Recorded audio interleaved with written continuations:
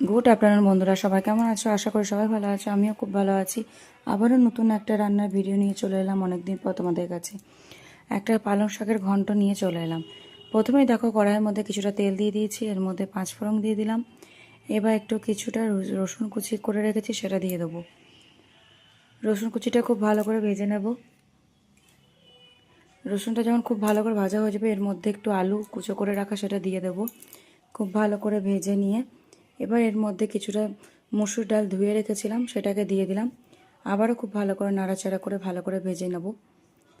যখন মসুর ডালটা খুব সুন্দর করে ভাজা হয়ে যাবে, তখন এর মধ্যে কিছুটা মূলো কুচি আর একটু শিম দিয়ে দেব। সেটাও খুব ভালো করে ভেজে নেব। ভেজে নেওয়ার পর পালং শাকটাকে খুব ভালো করে ধুয়ে রেখেছি, সেটা এর মধ্যে পুরোটা দিয়ে দেব। পুরো শাকটা দেওয়া হয়ে গেছে। এবার একটু নাড়াচাড়া করে নেব।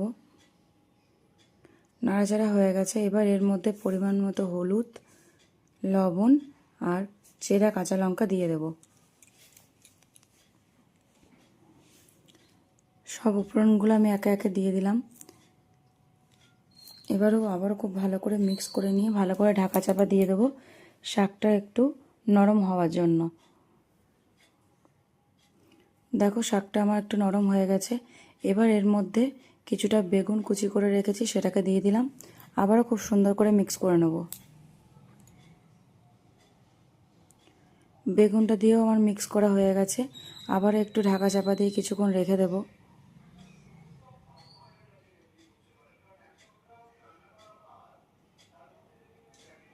দেখো, কিছুক্ষণ ঢাকা চাপা দেওয়ার পর আবার শাকটা পুরোপুরি আমার হয়ে গেছে। এবার এর মধ্যে অল্প একটু মিষ্টি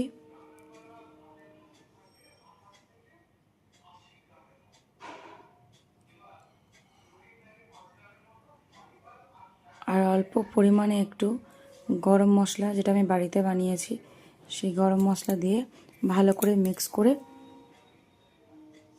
আবার একটা কাঁচা চেরা লঙ্কা দিয়ে দিলাম। সব উপকরণগুলোকে খুব ভালো করে মিক্স করে নিলাম। আমার শাক অলরেডি রেডি। তোমাদের যদি ভালো লেগে থাকে ভিডিওটা, লাস্টে একটু ঘি দিয়ে দিলাম। তোমাদের যদি ভিডিওটা ভালো লেগে থাকে তাহলে তোমরা একবার এইভাবে রান্না করে দেখো, কেমন লাগলো জানাতে ভুলবে না। Tata, bye bye.